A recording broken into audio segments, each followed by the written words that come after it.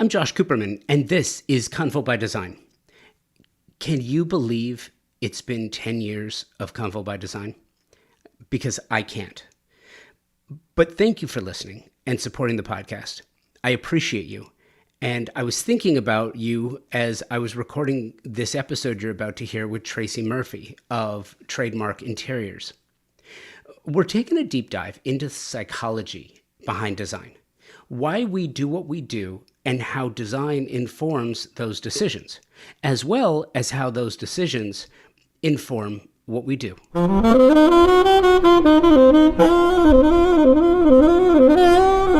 Tracee Murphy has built her firm on the principles of therapy and crafted a process to get to foundational basics in design. Not just an exploration in how her clients want to live, but why. Not why do they want to live, but why do they want to live that way, which can be the difference between wonderful design and transformational design. It all starts with listening. That's the easy part. Understanding, processing. What follows is where the magic lies. And you'll hear all about that right after this. I am incredibly proud of Convo by Design in year 10, and I'm equally proud of my partnership with Thermosol. They've been presenting partners of Convo by Design for 3 years now, and there is a certain amount of pride that comes with saying that the show is presented by the company that is the best in the world at what they do. Thermosol engineers the most exceptional smart shower products and steam shower systems worldwide for a few reasons. They were the first company to design, patent the technology here in the U.S. dating back to 1958. Thermosol, a U.S. brand, a U.S. manufacturer in Round Rock, Texas, employs an engineering team that designs, tests, and continuously refines the product. Their quality control team tests every single steam generator before it departs the factory. Who else does that? Nobody. I have had the pleasure of working with some world-class designers and architects who tell me, and you probably know this, that the idea of luxury has changed and continues to change, especially when clients want a spa-like bathroom. Steam is mandatory, or it's just not considered a luxury space. And if you want to add steam, you have one true option. It's Thermosol. And now, Thermosol, the industry leader in steam, bath equipment, and technology since 1958, is enhancing their already stellar family of products with new indoor and outdoor luxury saunas. Available in 3 design configurations, each sauna is handcrafted from clear Western red cedar or Nordic spruce, inspired by the brilliance of Northern European sauna technology and design. A luxury bathroom isn't luxury without steam. If you want luxury, you have one option. It's Thermosol. Check them out at thermosol.com and at Thermosol on the socials. And by the way, I love that. That is my favorite response.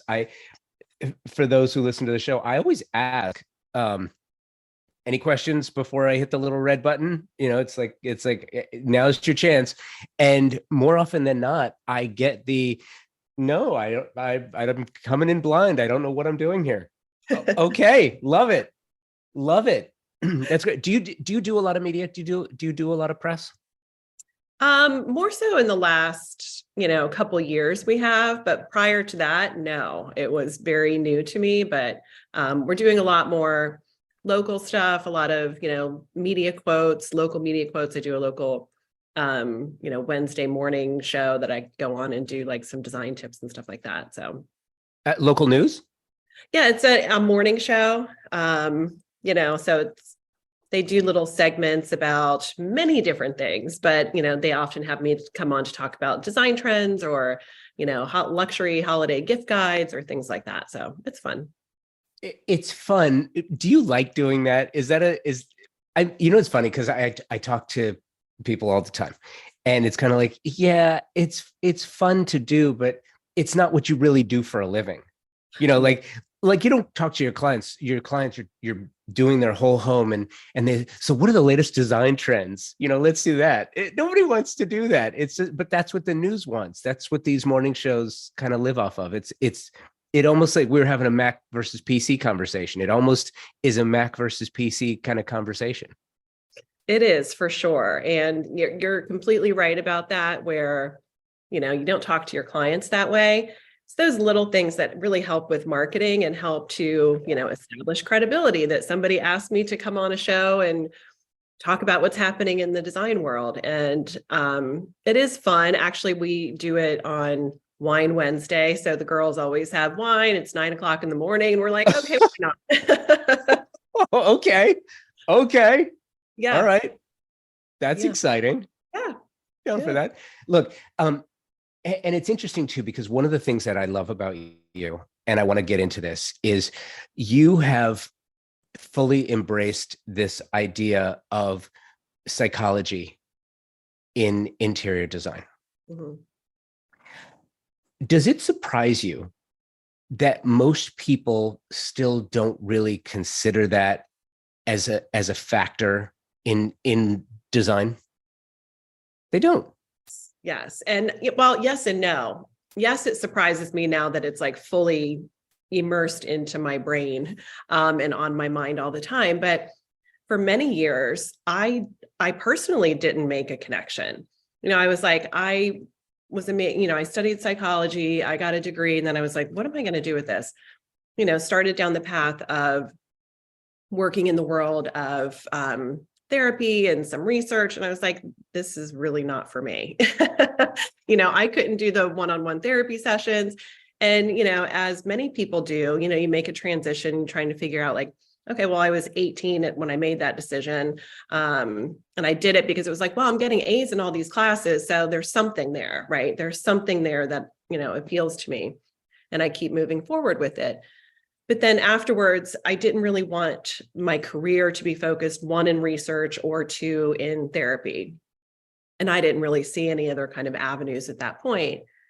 And then when I, gravitated to interior design, which was completely by accident, immersed myself into that, went back to school, started my business, and then it was many years later when a few people had said, wow, other designers, wow, that must really come in handy, the psychology part. I was like, I should lean into that a little bit more. So then it was like an aha moment for me when, it was other designers that said that understand the relationships that happen with clients along the way in that process, that they were like, that's a useful little tool you have there. And I was like, well, yeah, I should lean into that. How do you employ that? How do you activate that in your practice? Subtly, because sometimes that psychology word scares people a little bit, but it's really trying to explain to clients and my team about, this is all about how people feel. We're trying to create beautiful interiors, beautiful and functional spaces for our clients.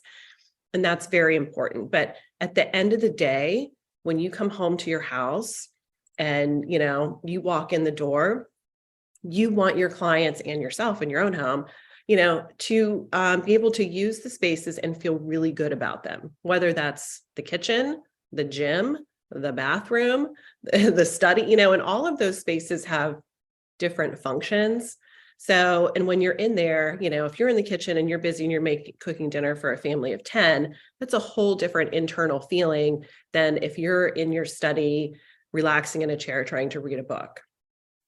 So just kind of wrapping our heads around with our clients, how do they want to feel in spaces? How do they envision using their homes, and, what aspects of their, their psyche do we need to kind of pull out through different elements, whether, it's color or materials or texture or any of those kinds of things. But, it's subtle, but it's also, we bring it through into our questionnaire, trying to, pull out of people what they're looking for, and, how they want to interact with their family.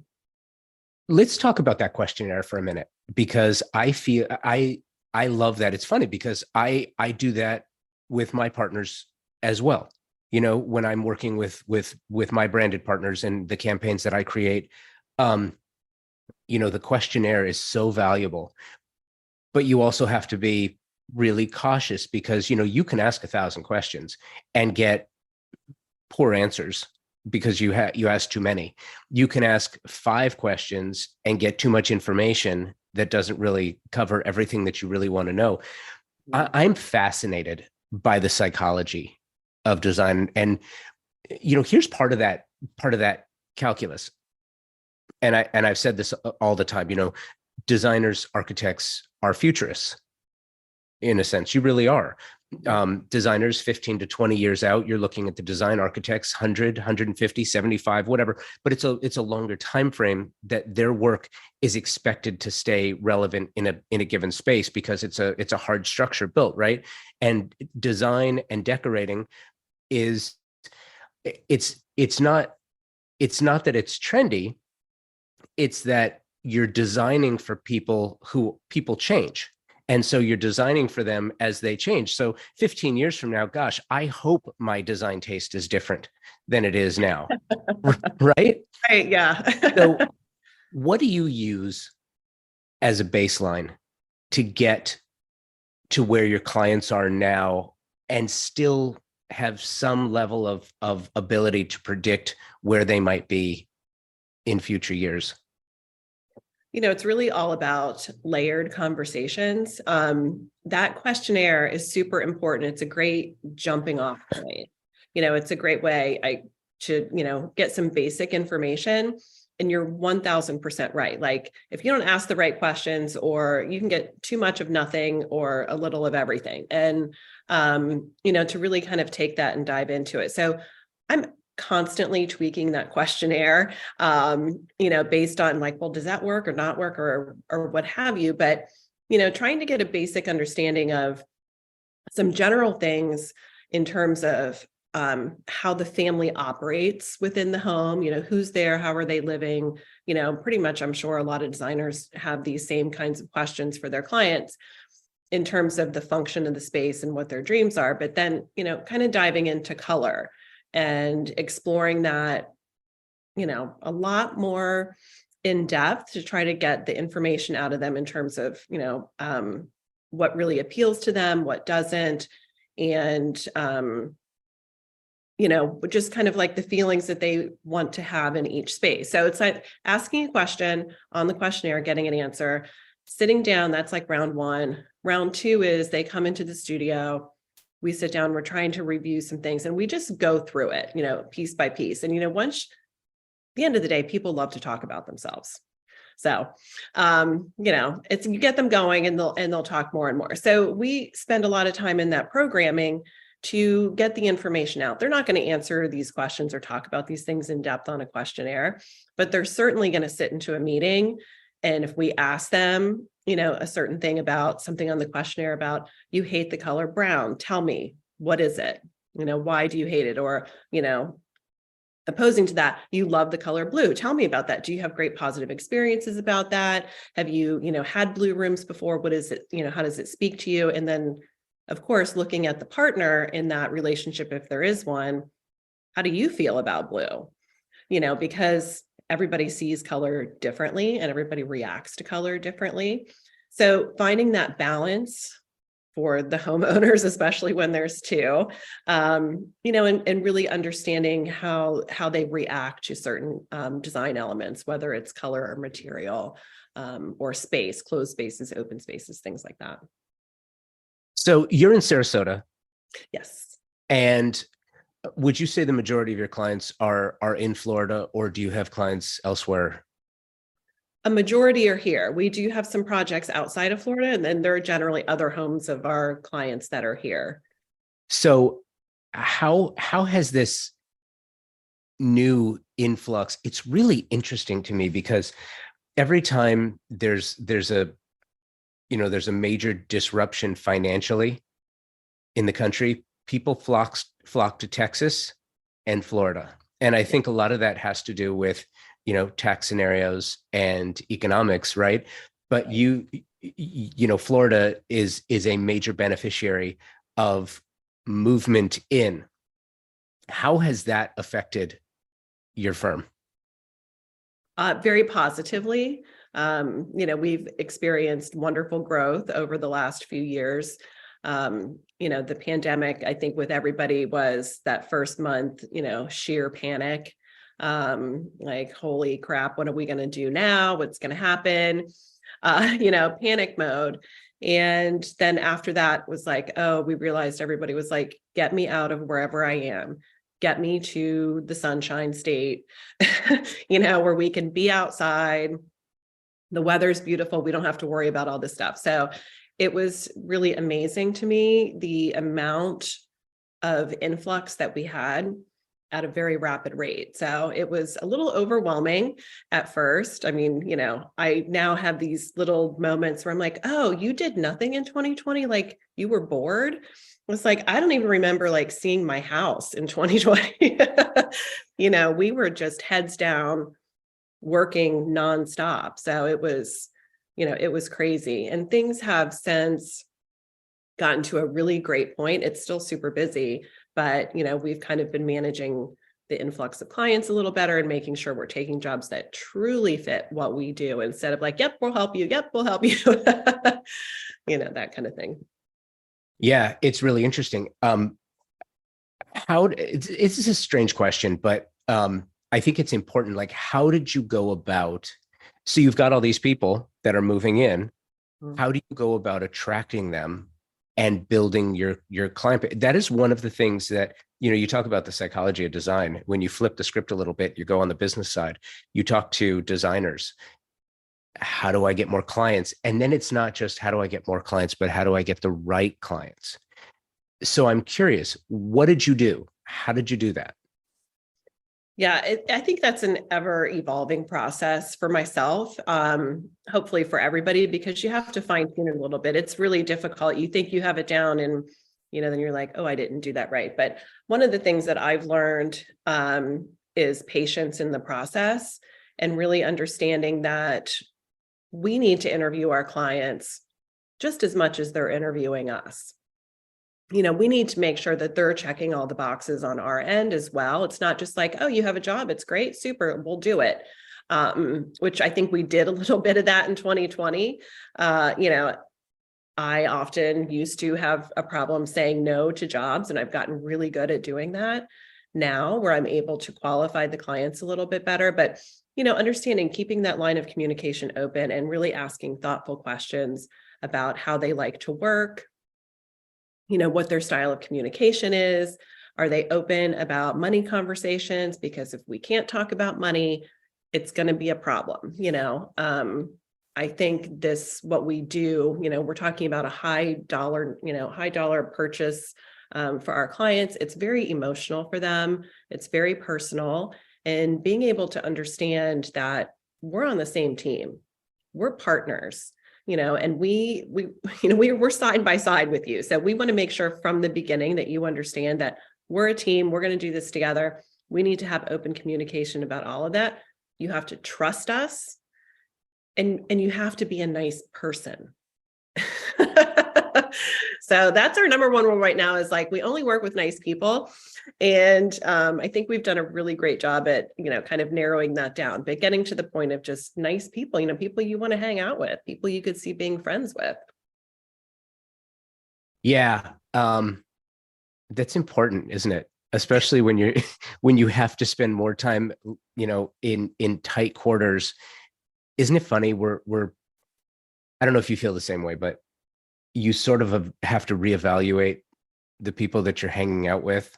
Does this person make good choices? Are they hanging around with the wrong people? Because, I just want to be smart, especially now where it seems like, so we're on the verge of KBiz, right? I don't know if you're heading out are you heading out to Vegas for KBiz this year? I'm not, no. Too busy? Too busy. So, but it's going to be widely attended. You look at getting back out to some of these events and get it re-engaging, and you really start to think about the company you keep again, and it's important. It's important. Yeah. How has events from the last few years, it's interesting too, because with all of these people coming into Florida, into your market, and now becoming clients of yours, they come in with their own ideas and their own design thoughts. And I imagine it's great for you to get this influx of creative energy. What are you being asked for now that maybe you weren't really asked for in your work before? I think the most prominent thing that we're being asked for is those segmented spaces within the home. So, before it was all open everything, open floor plans. We want to see every space. We all want to be together. We just want big, take down all the walls and, give us all the seating you can so we can have 25 people over. And now we're like, well, now we need, 5 spaces. I need an office. I need a yoga studio. I need a space for the kids to hang out. I need a space for, dedicated work, what have you. But we're definitely more into the segmented spaces, the connection that we're sharing with our family and friends on a more intimate level. And, just kind of like smaller, like what you just said about fine tuning who you're hanging out with and what you're doing. And it's like narrowing your focus and, bringing everything closer to home and closer to heart, which I think just speaks volumes towards the psychology of design too. And thinking about like how people feel in their spaces and bringing that all together and really creating those little cocoon spaces or those special spaces that create memories. You're listening to my conversation with Tracee Murphy of Trademark Interiors. We'll be right back. Design Hardware's newly remodeled showroom is where you will find a gallery-style space with a thoughtful display of products, purposefully positioned to allow unbridled exploration and discovery. High-end faucets, luxury tile, natural stone, wood floors, and bespoke hardware selections are presented in a holistic manner, strategically arranged to stimulate creativity and transition your vision from the conceptual stage to a fully realized space. Conveniently located, free parking available. Stop by to find your inspiration. Collect samples, get expert advice, and tackle everything on your shopping list all in one place. Visit them online at designhardware.com or in the real world, 6053 West 3rd Street in Los Angeles. We talk all the time about transformative design. We have conversations about it, but what does that really mean? Design improves the lives of those who inhabit the space, right? But it also feeds the creativity and the soul of the individual who creates it. Are you looking for a way to give back? The Oasis Alliance is a 501c3 collective of creatives based in and around the Washington, D.C. area with a mission to provide healing spaces for those who are rebuilding, rehabilitating, and recovering. Have you wondered how to apply your design skills to uplift your community? It all starts with a desire and a willingness to share your gifts. Danielle Woodhouse-Johnson of the Oasis Alliance and her team are looking for guest designers, in-kind sponsors, and funding to make better the spaces and therefore the lives of everyday people who find themselves coming out of traumatic situations. Do you want to help? Check out theoasisalliance.org for more information. And diving into that a little deeper, as far as the technology, as far as the new materials, new products, new concepts, the actual in design, has that changed what I totally get? It's funny because to me, there's always a response to a major trending idea, right? And what you're talking about is that response to the open floor plan. And it's so funny, isn't it? Like that modern influence of everything just needs to be, it's open and it's spacious and it's one.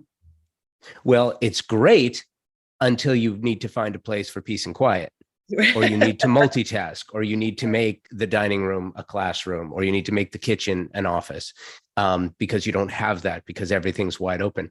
I feel like the learning curve, the amount of general learning in design and architecture in the past 3 years has just been a hockey stick. I mean, I think the principles and practices that we've learned over the last 3 years will be instrumental for decades to come.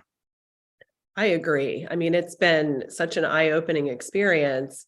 And, I mean, obviously nobody could see this coming and understand that at some point we would need all these, segmented spaces and, but that is the evolution of design. That is over the years, as you said, something happens and it shifts our mindsets and our perspectives into a new direction.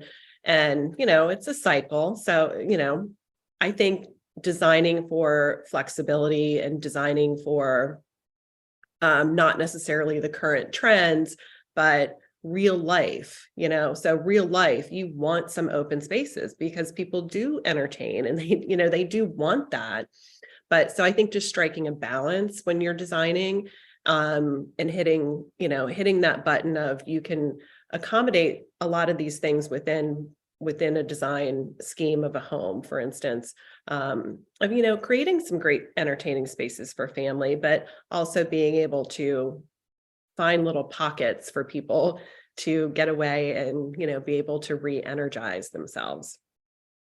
So with that, one of the things that I absolutely love doing, I've been doing it for a number of years, and it started before the pandemic in doing in-person interviews, but once I got on Zoom, being able to do this has just been such a gift, and I love doing this. I love being able to go through, in the context of our conversation, actually go through some of our projects, some of your projects rather. And what I will say is, for those listening to the show, if you want to follow along, go to the show notes and you can find your way to Trademark Interior's website and follow along on some of these projects that we're talking about. Because Tracee, I think it's fun for me because as we have this conversation, then we can go and look at your work and you can see how you employ that, how you take those ideas and you actually apply them.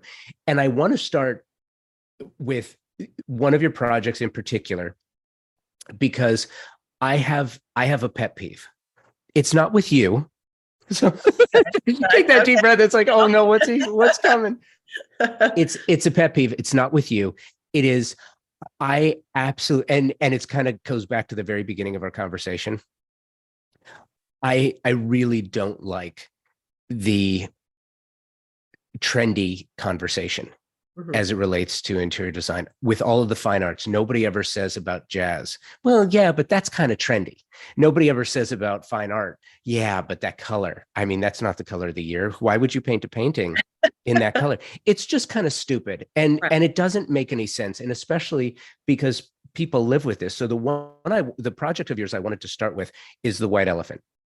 Okay. Because I cannot tell you how many times I have seen in those listicles, the white kitchen is dead. Don't do white kitchens. White kitchens are out. That is one of the stupidest things I've ever heard. You're right. It is. It's asinine. Because if somebody likes a white kitchen, do you really think that because some editor said that the white kitchen is dead, that they're not, oh, well, I can't go with a white kitchen, so I think I'll just paint it black. Right. It just doesn't make any sense to me. And by the way, there's nothing wrong with a black kitchen either. I love black. But the white kitchen, I've always been a fan. And I know that there are others that are out there, not because you have to, or because it's easier to do a white kitchen, because I think it's not. I mean, I want your input on this, but I want to walk through this for a number of reasons, because this kitchen in particular, as you talk about entertaining spaces, as you talk about segmented entertaining spaces, this is like a little jewel box to me. There is so much to unpack from this one room. And as you look at it, I had to keep cycling through it to go look at different things. So tell me about this project. We're going to get into a bunch of different projects, but I wanted you to tell me first about this particular kitchen, the project, what went into it, what the thought process was, what you were asked for, and how you wound up with this. Well, this is really funny that you selected that to start with, because that's my kitchen. So you know it intimately. Okay, cool. I love that. I know it intimately. Yes. So that's really funny, but thank you. Thank you. I love that kitchen too. My husband-like person, and I purchased a home in the middle of the pandemic, as a lot of people did. So we had a previous client who had purchased, we built a house for, and then they sold that and they bought this home. It's a 1980s built home that had some major structural problems. And they called my husband, who's a custom home builder, and said, hey, can you come take a look at this and let me know what you think? Should we move? Should we tear it down? We don't know what to do. So he came over and he's like, yeah, it's fixable. It's just really expensive. And, you know, he kind of gave him a number and they were like, do you want to buy it? And he said, well, let me ask Tracee. Let me see if she wants it. So I came over and fell in love. I just completely fell in love with the house. And it's a project, you know, like I think as I started, like there's construction going on in the background here. So anyway, but it's the perfect home for what we're kind of talking about, because it has these great open entertaining spaces, but they're all a bit segmented. So you can kind of hear what's going on in other spaces, but you're in your own little zone. So, but it's a really interesting home. It's a big project. We have it documented on YouTube. So if anybody wants to follow along on YouTube, it's, I think we're just putting up our 7th episode on the renovation project. And the last part of the repair work is going on right now, and we'll be finished with that in about a month. But in any event, sorry, that was a really long answer to get back to the kitchen. No, it's great. It's perfect. I love it. So, and it's a large home. So we had a ton of cabinetry in that kitchen. We didn't change the footprint of the home at all. We just had to do structural repairs and then a lot of updating since it was a 1980s home. But there's great architectural detailing in this home. It's really fabulous.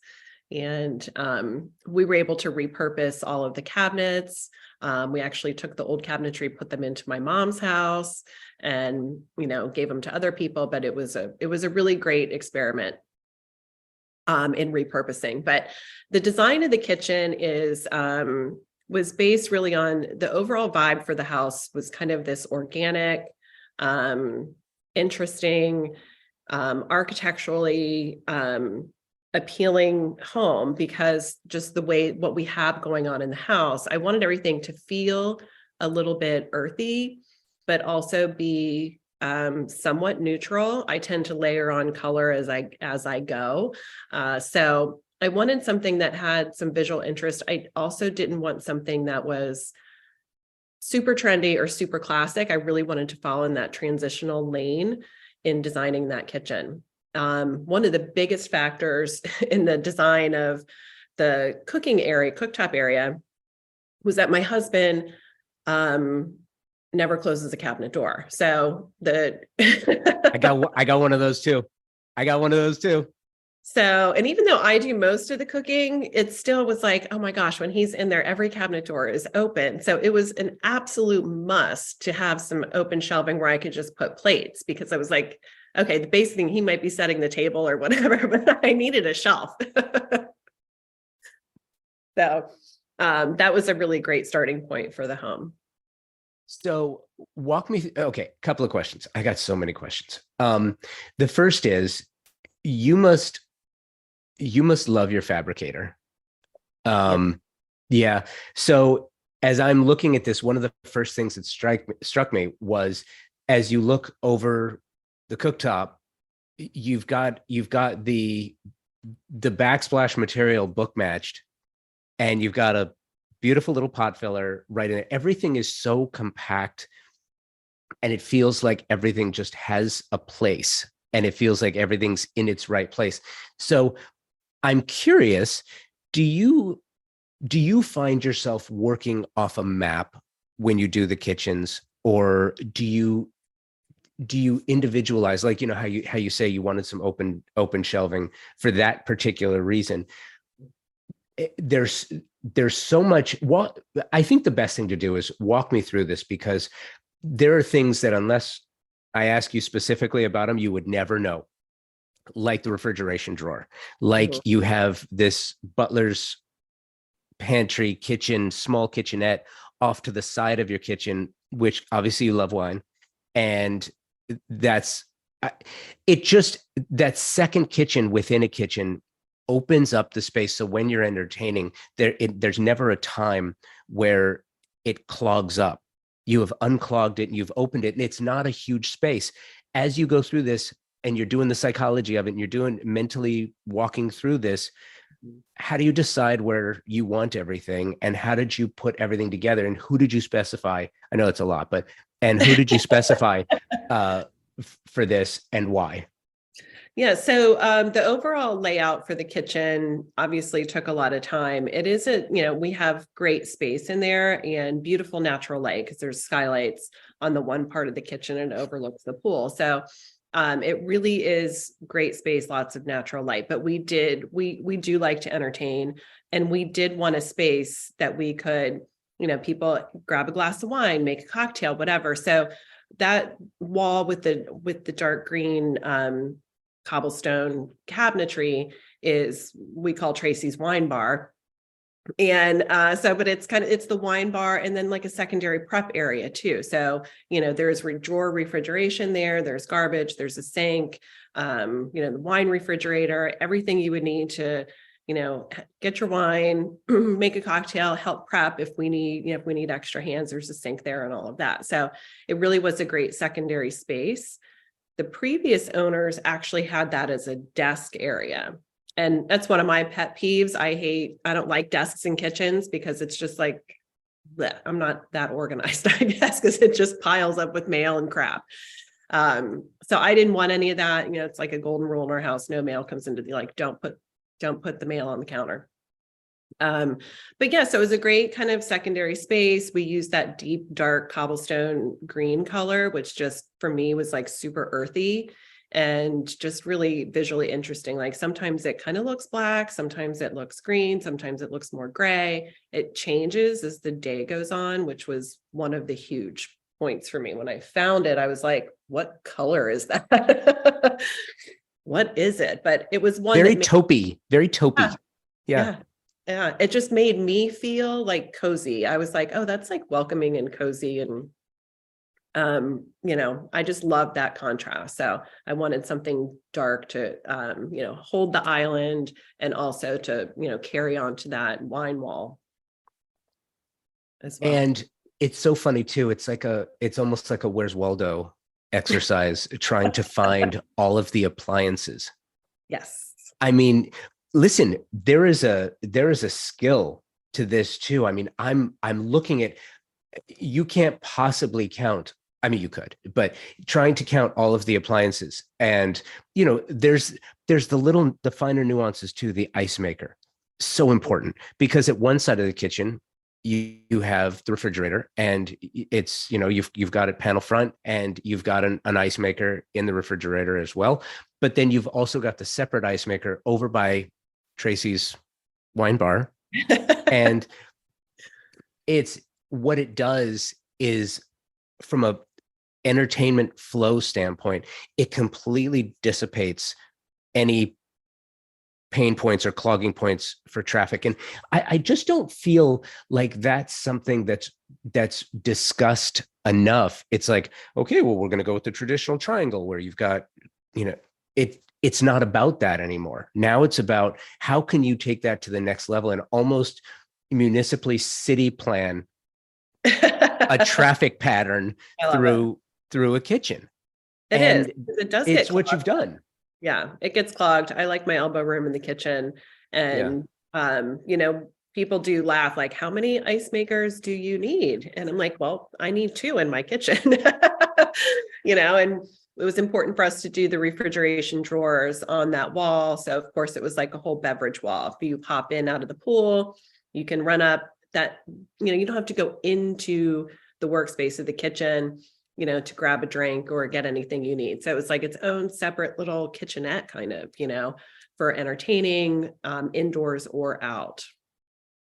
Are you finding that your clients are more open to, because it's an expense issue, more open to this idea of additional appliances? And do you have one appliance partner, not manufacturer, but a place where you buy a showroom where you go to do all of that? Because I feel like it's never been, people learned the importance of specific partnerships when material became hard to obtain. Sure. Very much so. Right? Yes. So we do use we use Ferguson's a lot. They have a great showroom here. They're, huge in our area and have fabulous options. And fabulous salespeople, and they're very knowledgeable about all the different product levels. And we can kind of walk through the whole house and look at many different things within the showroom. So it's one great resource. We also have another like high-end specialty showroom here that has, you know, a little bit more of the bells and whistles that we can send people to for that as well. But, you know, people do ask a lot about, you know, the packages and the extras and the fun stuff. And, you know, we would obviously only really dive deep into that and talk about the importance of the extras and the bells and whistles if you love to cook. You know, we had a client meeting yesterday, and, you know, they're building multi-million-dollar house on the water.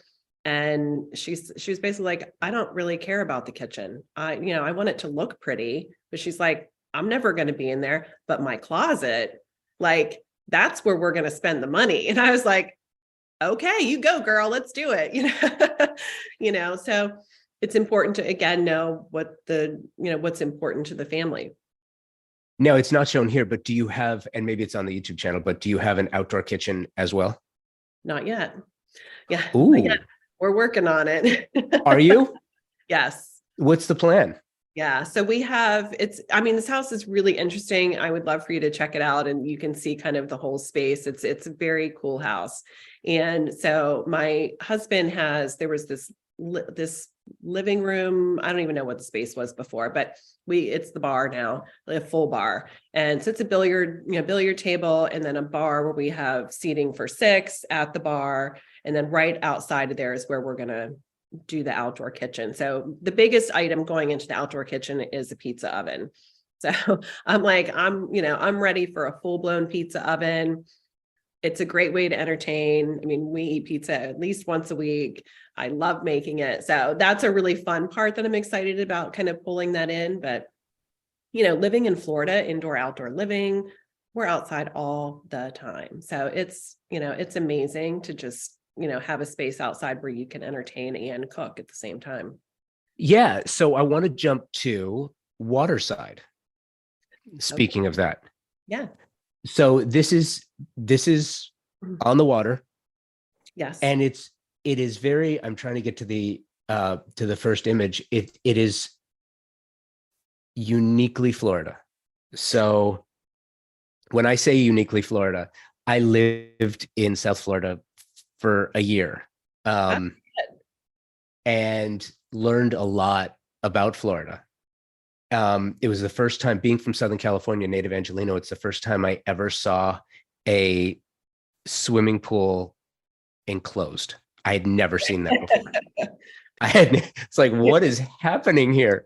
But this one is on the water, got a pool, you've got your outdoor, you've got a whole living area. And I'm trying to determine if what I'm looking at, and I think it is there's a track. It looks like there's a track there. So do you have doors that completely open? Oh, yes. Yeah. Pocketing. Okay. That's right. Okay. So tell me about this project. And I'm looking at the outdoor kitchen. Love this. It's, you know what this is? This is just very easy. This is easy living. It is very easy living. Yeah. And right? These one of our all-time favorite clients, but they moved down from Pennsylvania. This is a COVID project. You know, they're ones that call and said, hey, we're building this house. We need you to pull it all together. Great. Here's our time frame. And one is from England, one is from Scotland. And they are just truly like, give us this easy place to go. Like we're inching towards retirement. We only have a few more years left to go.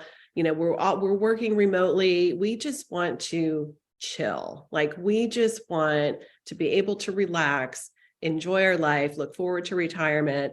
And it was a great partnership because they really understood the value of what we were doing for them and had such a great attitude. And we're very forward thinking, as we were talking about earlier, like forward thinking about how are we going to live here in 10 years? Because right now we're working, but you know, in a few years, we're not going to be. So they really kind of understood that forward thinking and thinking ahead of, you know, what could happen in this space. And it was really exciting to work on that. So are they there during the winter and home? So They fully moved. They were like, forget this. We're not doing this anymore. oh, really? They did. Yeah. Yeah, they totally took the leap. And that's what we found with several of the clients that were either, if they were back and forth during COVID, they were like, forget it, we're out. We're not doing this anymore. I think a lot of people did that. And even if they couldn't do it full time, we moved during the pandemic. You know, I'm working on a design house project in Tulsa. We're in Tulsa, Oklahoma. I left Manhattan Beach to do, and it's a completely different experience. And that's why, you know, jumping around it from project to project of yours, because they're so vastly different. And the last one I want to jump to, because this one too is very different, but it's got some of the same through lines that I've seen in other projects that I really, really love. And I think this is one of my favorites, is casual elegance. Oh, yes. Oh, yeah. I was like, well, that was a few years ago. Okay. Yes. That's actually, we just finished their second home in the mountains. So the mountain cottage is their second home that we just finished. Do you know what's funny? I almost went with that, but I jumped to this one instead because it's funny. I didn't want to get to the concept because you have the kitchen, which is open to a living space, and then we're dealing with that. And I didn't want to go down that road, because sometimes you don't have a choice. Sometimes you don't get to change the floor plan. Right. You do the best you can with what you have. Exactly. Yeah. Depending on when you come into a project, especially, you know, come in a little bit late where it's like, okay, this is what you have. But yeah, that was, that actually won some awards, the Casual Elegance project. And it was really special because that is the epitome of indoor outdoor living. You know, we have a courtyard, the kitchen, and then the pool area, and it's seamless. You just open all those doors and you see straight through. It's fabulous. I love that. Now, as you designed this kitchen, was there anything that you would have added if it were your own? You know, besides Tracee's wine bar. Oh, wait, yeah, there is a wine bar. There is a wine bar. There's a coffee bar and a wine bar in there. Yes. That's a pretty special project. So, yeah, I don't know that there's anything that I would have added in there personally. There's a lot in there and a lot to unpack. And that client, more than most of our clients, she's really highly involved in the design. I'd say a majority of our clients aren't quite as involved as that. But she's just a joy to work with and very specific. And, you know, she likes to dive down into every detail of the project. So, it really took us almost 3 years to design and build that home. And it was definitely a labor of love, but just kind of diving into, you know, to the white, and then like what color white. And really, we had to play with so many different whites to find the perfect one, and kind of the heavy hand on texture in that project as a whole, like really played a part. You know, family living, so you wanted it easy. You want it, you know, to function really well, but still kind of have like a little bit of that crisp look, but still feel a little bit organic. What's interesting about this too is as I look through it, correct me if I'm wrong, because sometimes the images don't always tell you the full story, but it looks like the courtyard is enclosed and the pool is not. Correct. So there's a center part of the home, the courtyard, which, you know, the master suite, kitchen, and foyer wrap around the courtyard. And so that's all screened in, and it's very, you know, it's very lush. There's lots of greenery in there. It's a great, you know, a water feature and a fire pit. It's beautiful. And that opens up walk through kitchen family living to the terrace area where that leads out into the pool. And so what we did in that little dining area right off of the pool area is those have retractable screens, so that if they want to dine and it's a bad bug night that happens here in South Florida, the screens can come down and then they can fully open the house and it's screened in from sides from, the terrace in through the courtyard is all screened. Or, if they just want to be out in the pool, they can open up the screens on that part of the house, enjoy the pool, the outdoor dining, the outdoor kitchen, and all of that without the screen. So there's lots of options. And then you have an outdoor kitchen, but it's indoors. Semi, yeah. No, but it all of the walls open up around it. Yes. So it almost becomes it's a convertible lanai, Yes. basically. Yeah. Yeah, lots of options. Lots of options. And I think that's, that's what I love about these journeys down, with projects and exploring, because, it's one thing to talk about what one is doing, but then to see it in practice, to be able to really explore those ideas, I think is just fascinating. It's really interesting to me. What's really interesting about that particular one is, I think I listened to one of your episodes not too long ago, and someone was talking about that indoor outdoor living and using the same stone, from inside the house outside to carry that seamless look. Where here we wanted that look, but we really wanted hardwood flooring in the home. So then we did a hardwood floor in the home. The terrace or the courtyard side has a tile that looks like the wood, and then the pool side has a paver, but it's the same. It's seamless living, 3 different materials, all looks exactly the same. I mean, it's amazing. It is amazing. I love that. Have you seen, so budgets have just been completely busted in the last couple of years. And it's really interesting to try to predict if prices are going to stay the same, or if now that things are opening up a little, because, and the reason that's important is because it determines how much you can do on a project. Right. What are people sacrificing? And, some clients, it's just like, I want it, I'm going to pay for it, go get it. Right. I get that. But others have to make tough choices. What are some of the things where people said, I am not sacrificing this. This is something that, I realize I have to do, not structurally, not saying, okay, well, the open spaces, we need to put some walls in.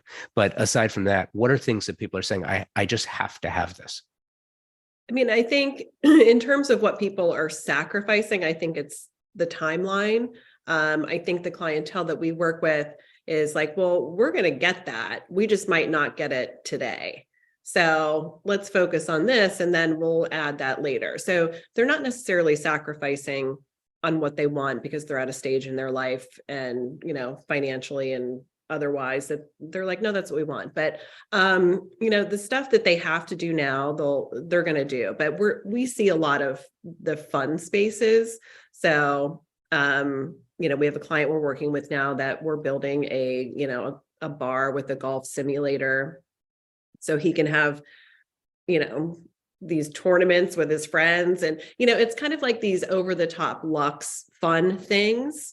And, we have these people moving here from everywhere and they have the disposable income to be able to get the fun things in their house. So we're doing, full-size walk-in refrigerator freezers in a house that's in, kind of like the messy kitchen. It's like a walk-in because they entertain that much, So it's things like that are like, wow, that's fun. That's cool. How do we make that like extra special? So just those really, really special details are what people are like, we have to have it. It's something they've dreamed about for a long time. So what's the learning curve like for you? I mean, I'm assuming you didn't know you didn't know about putting in an indoor golf simulator, right? And designing around it. What's that like for you? It's fun. It's fun. And part of that process is obviously we have to say to our clients the same thing, like, oh, that's cool. I can't wait to learn about it. I mean, we're definitely not walking into it like we're an expert in how to design around a golf simulator. So it's a fun learning process. And, we work with other professionals who do know everything about it and understand it. And so working really hand in hand with those people to understand what needs to happen to make it, a really functional usable feature in their home, and then we can, put everything around that and pull it all together for them. But yeah, bringing in the people that really know about those specifics, and working with them on how to pull the design together. Love it. That is so cool. Tracee, thank you so much. This was so much fun. I really appreciate the time today. It is fun. I really was so excited to talk to you, especially when I heard you say that you were an introverted extrovert. And I was like, thank you. Okay, so it's funny though, because you say that, I have to just tell the story. So when it comes to college, you know how you hear some people were on like the 5-year plan or the 6-year plan. It took them 5 or 6 years to do it. I was on the 30-year plan. Literally on the 30-year plan. Long story, but suffice to say, when I went back to finish in like 2017, and the last classes that I had to take were in psychology. And so it was a capstone psychology course for my major. And I learned so much. There's such a process of self-discovery that one can learn by taking a psychology course. It's amazing, isn't it? Yeah, it's fun. It's really fun. Yeah. So this was great. Thank you, Tracee. You're welcome. Thank you. We are living in a time of incredible growth, both technologically and creatively, with respect to interior design, exterior design, and architecture. There is no question. There are companies thinking differently about the business of design and how to make products super serve those for whom they're being made. One of those companies, and one of my favorites, is Moya Living. Designer and fabricators of some of the most stunningly beautiful, incredibly durable, and highly functional kitchen, bath, and outdoor kitchen cabinetry on the market today. Powder-coated steel with stunning lines, vibrant colors to fit any design style or aesthetic. A history of designing cabinetry for the scientific community, so you know it's been tested in some of the truly the most harsh conditions available. Moya O'Neill is the CEO and founder of Moya Living. She's the inspiration behind the design. Designers, their specification process is so simple. It will make your job so much easier. Check them out online through the socials at Moya Living, their website, moyaliving.com, and in the real world, their live kitchen showroom in Fountain Valley, California. The Institute of Classical Architecture and Art Southern California chapter is a forum for professionals in the industry and enthusiasts to come together, share their love, and show their commitment to the timeless principles of beauty, proportion, and observation that are embodied in classicism. Their members include renowned architects, designers, landscape architects, builders, students, artists, and creatives from every walk of life.